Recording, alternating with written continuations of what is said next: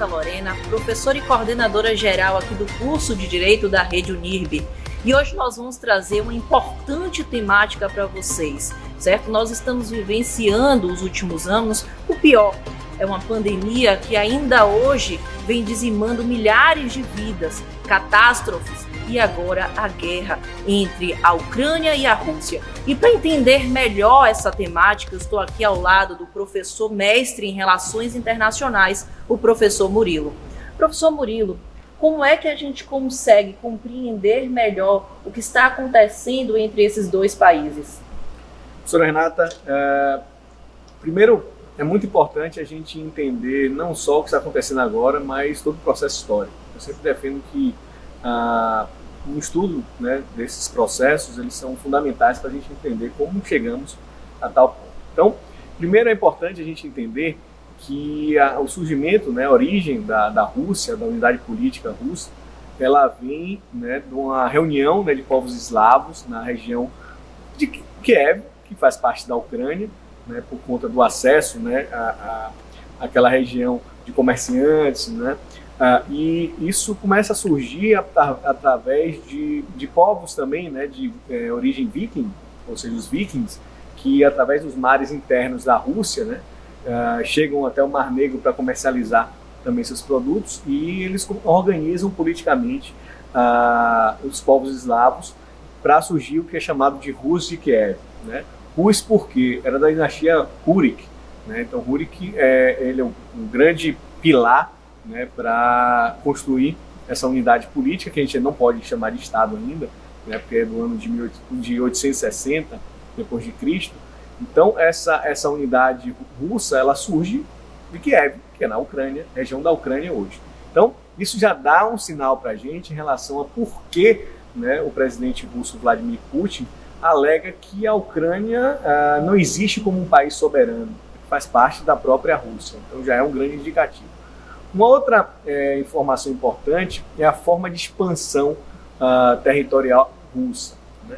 Os russos, os eslavos, quando eles começam, né, de fato a se expandir pelo território, junto com os povos germânicos, eles começam a ir em direção, né, ao norte da Europa, mas eles começam a sofrer, né, represálias das Cruzadas do Norte, né, os próprios povos germânicos que tentam formar unidades, né, políticas na região, e eles começam a ocupar áreas mais ao norte, né, de São Petersburgo, Moscou, enfim.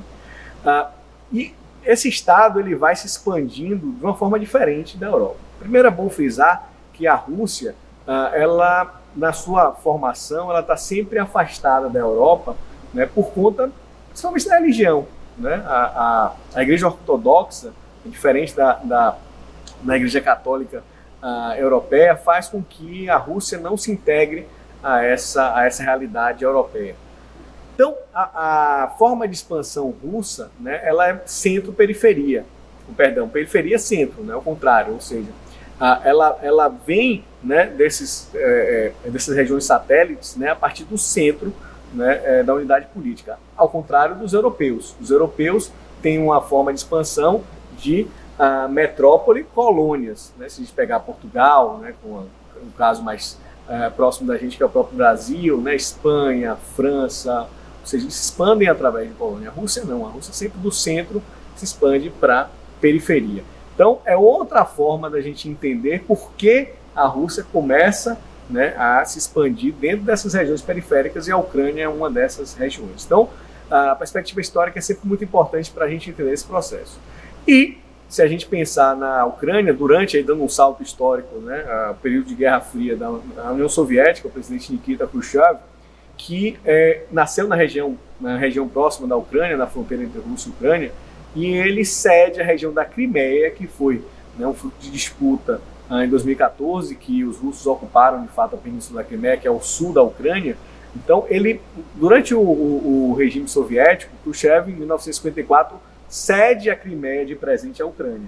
Quando a ruptura da União Soviética, no pós-Guerra Fria, já na década de 1990, os residentes, né, os russos, né, de etnia russa que moram, né, na Crimeia, começam a questionar se isso não vai voltar para a Rússia. Então percebam como há, né, uma ligação histórica e uma evolução dessas relações entre Rússia e Ucrânia. Por isso há esse discurso, né, e essa disputa entre o território, alegando que não, a Ucrânia não tem soberania própria, ela faz parte da Rússia. Então esse é um primeiro grande indicativo. Uma outra questão que já explica questões mais específicas do que acontece hoje com a invasão da Rússia à Ucrânia é a questão da OTAN, da Organização do Tratado do Atlântico Norte, que surgiu em 1949 como uma força, né, ocidental, digamos assim, coordenada e liderada pelos Estados Unidos, em que a intenção era conter possíveis avanços da União Soviética. Esses avanços que historicamente sempre foram centro e periferia. Então era um avanço do centro, né, vamos pensar da capital Moscou, para a periferia do leste europeu, que a União Soviética começa de fato, né, a se inserir numa perspectiva política e ideológica nesses países, né, como Hungria, como a República Tcheca na época, né, a antiga Tchecoslováquia, enfim, a Polônia, né, a chamada Cortina de Ferro. Então, os Estados Unidos organizam, né, esse tratado com países europeus, com potências europeias, como a Grã-Bretanha, como a França, como a própria Alemanha, né, a Alemanha Ocidental na época, enfim, como um conjunto, né, coordenado e militar para conter esse avanço.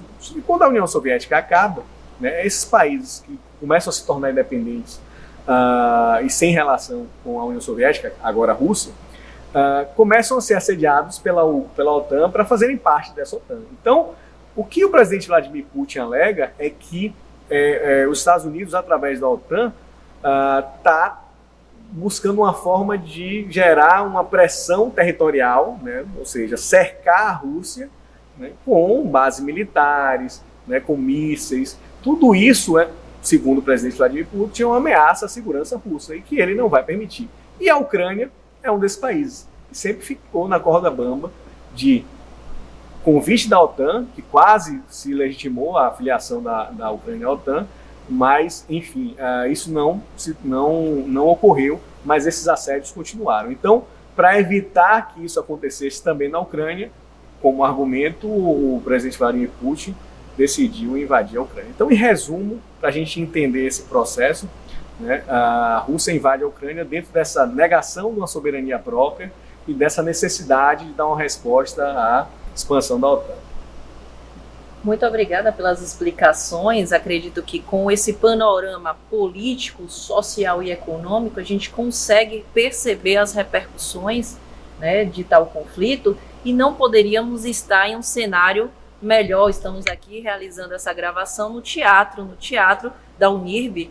Esse teatro, ele traz essa ilustração como espectadores. E nós, brasileiros, como espectadores da guerra que está sendo travada, hoje é sexta-feira, segundo dia de guerra, então os brasileiros como espectadores, quais são as repercussões, o que é que pode refletir aqui no Brasil, especialmente em um ano de eleição, um ano que nós estamos aí buscando a restauração econômica por conta da pandemia e todas as tratativas que tivemos do isolamento e os fechamentos de lojas e comércio. Então, como é que isso vai repercutir ou quais são as previsões para o Brasil?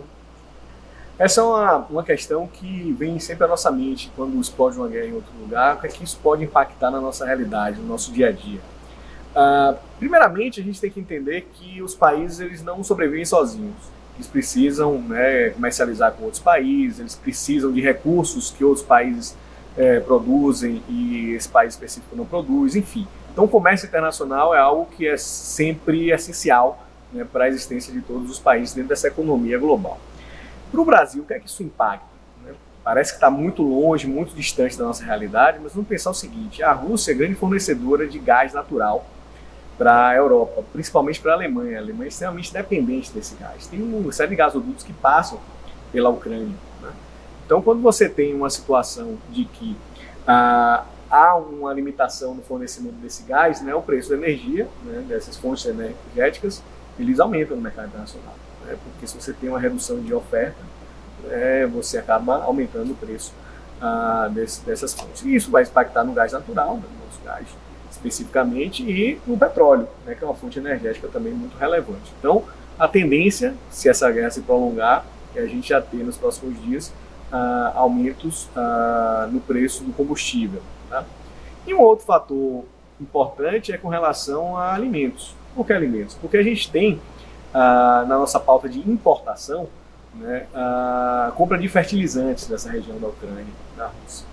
Então, os fertilizantes são essenciais para a nossa produção alimentícia. Então, se você tem uma necessidade, né, de fertilizantes e há uma interrupção também nessa oferta, obviamente que os preços sobem e os preços dos alimentos vão subir. Então, são dois pilares importantíssimos para um índice chamado inflação. Então, a gente tem, infelizmente, uma perspectiva ruim para um aumento, né, da nossa inflação por conta dessas duas variáveis. Professor Murilo, mais uma vez, eu agradeço aqui toda a explicação, certo? A dedicação para poder tornar um conteúdo que inicialmente era tão distante para a nossa realidade. Então, perceber que existe toda uma tramitação que vem de um legado de séculos atrás, com repercussões atuais, as cenas são cada vez mais desumanas, né? Estamos aqui com uma série de violações de direitos humanos, a necessidade dos civis sobreviverem, buscarem realmente lugares para se abrigarem. Está sendo muito difícil acompanhar toda essa dinâmica e a tratativa, mas são questões que vão para além de uma percepção superficial. Então eu agradeço imensamente essa sua explicação, e vocês precisando compreender um pouco mais, envie a sua dúvida, envie a sua pergunta, e vamos, na proporção aqui da dinâmica, buscar trazer maiores informações.